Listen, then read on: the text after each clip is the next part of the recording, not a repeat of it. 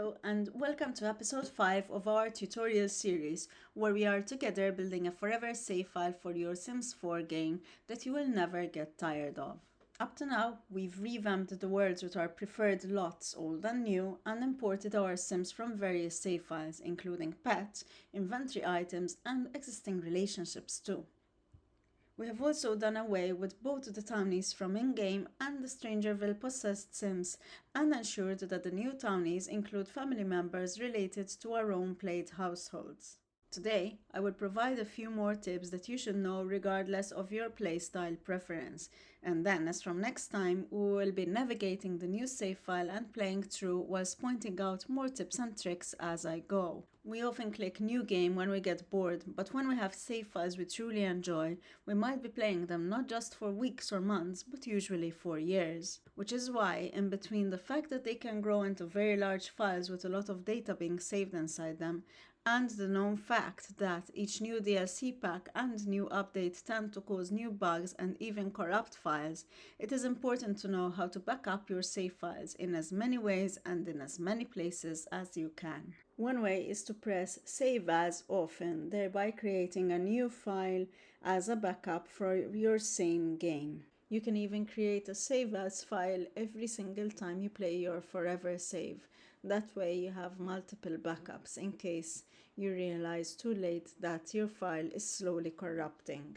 Another way is to copy the whole of your EA folder from your documents section onto somewhere else on your computer, just in case anything happens to it in totality or to any one of its components.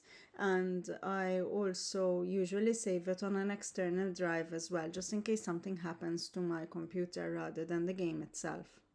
Also, whilst slowly building up my forever save with my imported Sims, I have decided to set it to aging off and even set all the neighborhood stories off, both for my households and other households. This gives me time to put each of my households into their preferred lot and set up their life all over again, and see where they're at without losing out on precious sim life days or having new babies spawn all over the place or relationship changes.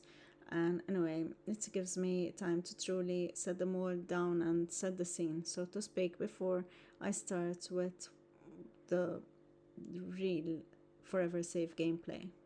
I know some of you play with these two options off anyways, but I find that it truly helps me create diverse gameplay when I have those on.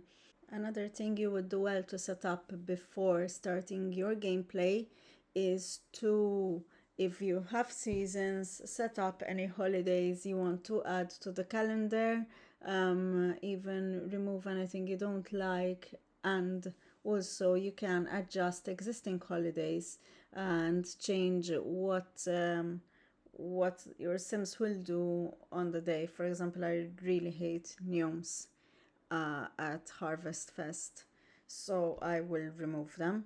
And I don't like unrealistic gameplay, and anyway, most of my Sims don't have chimneys, so I would usually remove even the visit from Father Winter.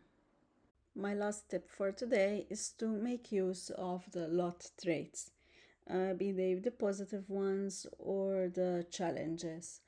As well as if you do own the Tiny Living pack, it's interesting to play around even with the different dimensions for tiny homes and see how that affects your gameplay given the um, the perks that your sim will get from living in a tiny place. I find that not only is it beneficial because of the perks, but also because my sims tend to take ages getting anywhere, so a tiny home works better for them as a rule, unless they're too big a family to, and they'll just keep being all over each other. And those were my tips that would benefit each and every Sims 4 player regardless of their playstyle. As from next episode, we'll be diving into my new save and playing along together as I show you my own kind of how I like to play and the sort of little tips that I would have for anyone to make the gameplay more interesting as they go. Thank you for watching, and I hope to see you in the next one.